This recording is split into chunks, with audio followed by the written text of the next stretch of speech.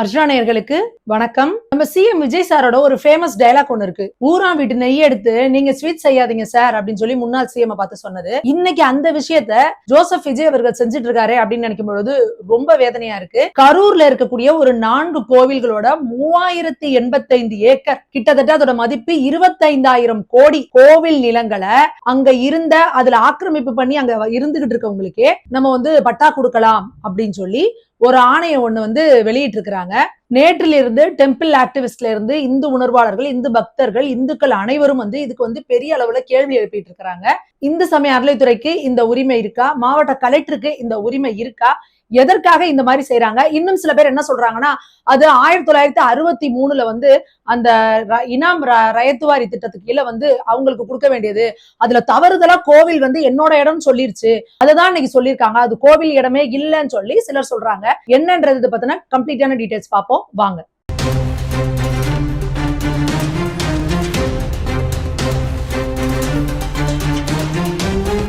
நேற்று நம்ம CM Joseph Vijay அவர்கள் கரூர்ல அந்த கூட்டத்துக்கு போயிருக்கிறாரு. அவர் ஏற்கனவே கரூர்ல நடந்த இன்சிடென்ட்னால கரூர் மக்களை எப்படி தாஜா பண்ணலாம், எப்படி அவங்க முகத்துல முழிக்கிறதுன்னு தெரியாம நிறைய முன்னேற்பாடுகள் முஸ்தீபுகளோட தான் போனாரு. ஏற்கனவே அங்க இருக்கிறவங்களுக்கு அரசு வேலை இப்படி ஏகப்பட்டதை அறிவிச்சுட்டு தான் போனாரு. அதற்குமே நிறைய பேர் கண்டனம் தெரிவிச்சாங்க. ஏங்க அவங்க என்ன வேலை செஞ்சாங்க? ஏதாவது ராணுவத்துல இருந்து பணியாற்றி ஓய்வு பெற்றவங்களா, இல்ல ராணுவத்துக்கு போய் உயிர் விட்டவங்களா, இல்ல போலீஸ்ல இருந்து ஏதாவது உயிர் விட்டவங்களா, இல்ல இந்த இயற்கை பேரிடர் பெரிய வெள்ளம் இந்த சென்னை வந்தப்பெல்லாம் அந்த மீனவர்கள் எல்லாம் போட்டை எடுத்துட்டு அப்படியே உள்ள புந்து நின்னாங்க, அந்த மாதிரி ஏதாவது ஒரு இடர்பாடுகள்ல உதவி பண்ண அந்த மாதிரி இடர்பாடுகள்ல காப்பாத்துறேன்னு தீயணைப்பு வீரர்கள் எத்தனை பேர் நெருப்பு அணைக்கிறேன்னு உயிரை விட்டுருக்காங்க. அந்த மாதிரி இருக்கிறவங்களுக்கு நீங்க ஒரு அரசு வேலை கொடுக்கலாம். உங்களை பார்க்க வந்ததுக்கு இப்பயாவது நீங்க ஒரு சிஎம், அப்ப நீங்க ஒரு சினிமா நடிகரை பாக்குறேன்னு உயிரை விட்டவங்களுக்காக நீங்க உங்க கட்சி நிதியில இருந்து கொடுங்க. ஏற்கனவே நீங்க 20 லட்சம் கொடுத்தீங்க, அப்ப இருந்த அரசு ஒரு 10 லட்சம் கொடுத்தது. அதுக்கப்புறம் ஒவ்வொரு கட்சிகளும் 1 லட்சம் 2 லட்சம் ஒரு குடும்பத்துக்கு கிட்டத்தட்ட 35 லட்சத்துல இருந்து போச்சு, 30-35 லட்சம். நான் என்ன சொல்றேன், விஜய் அவர்கள் உங்களோட கட்சி நிதியில இருந்தோ இல்ல உங்க பணத்துல இருந்தோ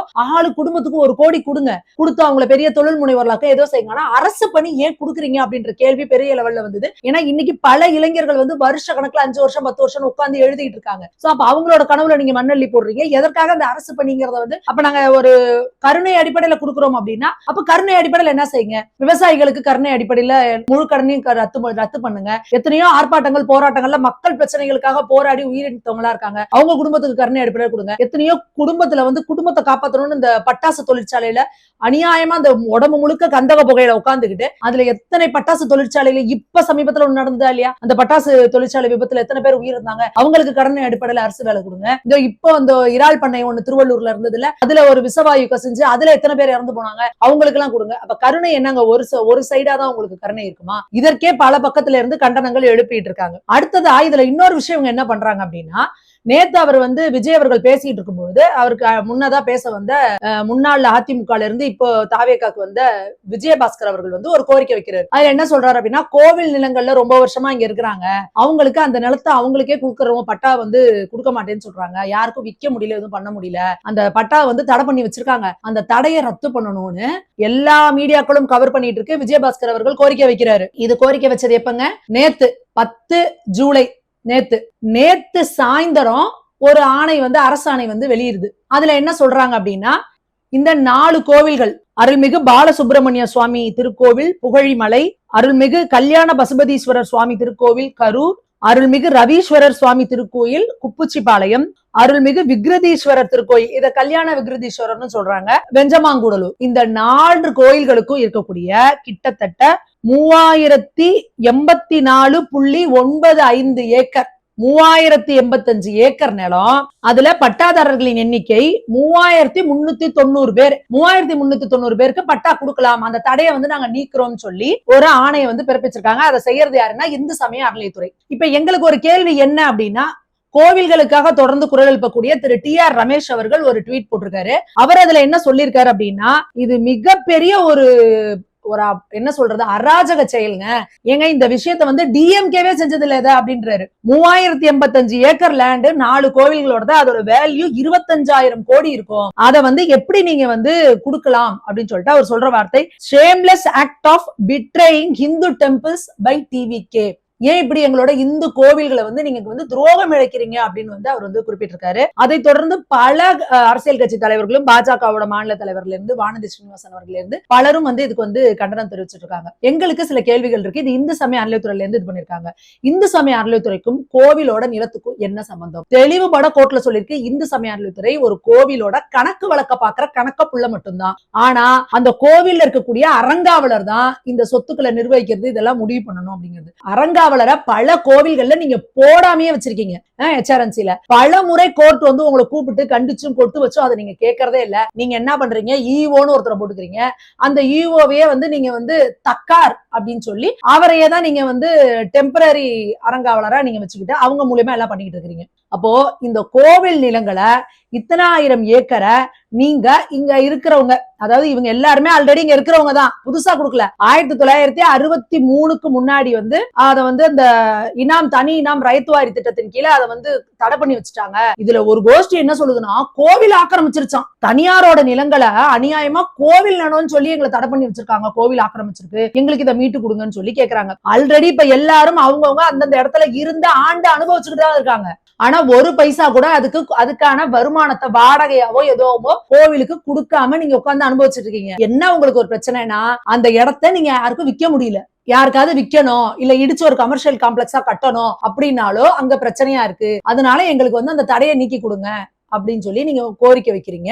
இத விஜயபாஸ்கர் அவர்கள் முன்கூட்டியே சிஎம் அவர்கள்ட்ட பேசி 9ஆம் தேதியே ஆணையெல்லாம் ரெடி பண்ணிட்டு 10ஆம் தேதி பப்ளிக்கா நீங்க கோரிக்கை வைக்கிறேன் அப்படிங்கிறீங்க. அது எப்படி முத நாளே ஆணையர் வந்துரும், அதுக்கப்புறம் நீங்க கோரிக்கை வைப்பீங்களா?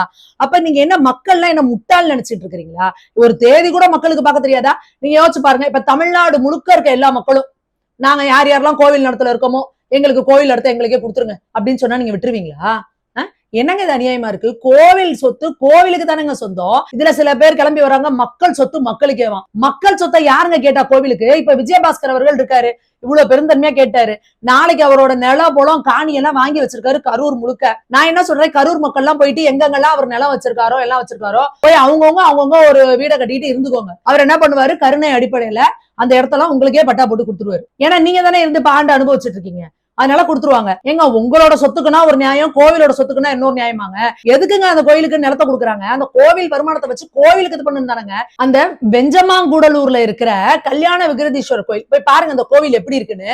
அந்த கோவிலோட நிலம் மட்டும் 2533 ஏக்கருங்க. யோசிச்சு பாருங்க, 2533 ஏக்கர்னா கிட்டத்தட்ட 10,000 இருந்து 15,000 கோடி வரும். இங்க 10,000 இருந்து 5,000 கோடி சொத்து இருக்க கோயில் மாதிரியாங்க அந்த கோவில் இருக்கு. போய் பாருங்க அந்த கோவில் எப்படி இருக்குன்னு. என்னங்க அநியாயமா இருக்கு? இப்படி கோடி கோடியா சொத்து வச்சிருக்க கோவில்கள் எல்லாம் இப்படி கோவில்கள் எல்லாம் ஓட்டாண்டியா நிக்க வச்சுட்டு நீங்க எல்லாம் ஆக்கிரமிப்பு பண்ணிக்கிட்டு அதை அனுபவிச்சுக்கிட்டு அதுக்கு எங்க எங்களுக்கு தான் சொந்தம்னு பட்டா கேட்டு எவ்வளவு பெரிய அநியாயத்தை அராஜகத்தை எங்க கோயிலுக்கு நீங்க பண்ணிட்டு இருக்கீங்க. நீங்க யோசிச்சு பாருங்க. இதே போல ஒரு சர்ச்சோட இடத்துலயோ ஒரு மசூதியோட இடத்துலயோ யாரோ இருக்கிறாங்க, ரொம்ப ரொம்ப அப்பாவி ஏழை மக்கள், சும்மா ஒரு டென்ட் போட்டுட்டு இருக்கிறாங்கன்னு வச்சுக்கோங்க. அதை காலி பண்றதுக்கு நீங்க இதே டைலாக் பேசுவீங்களா?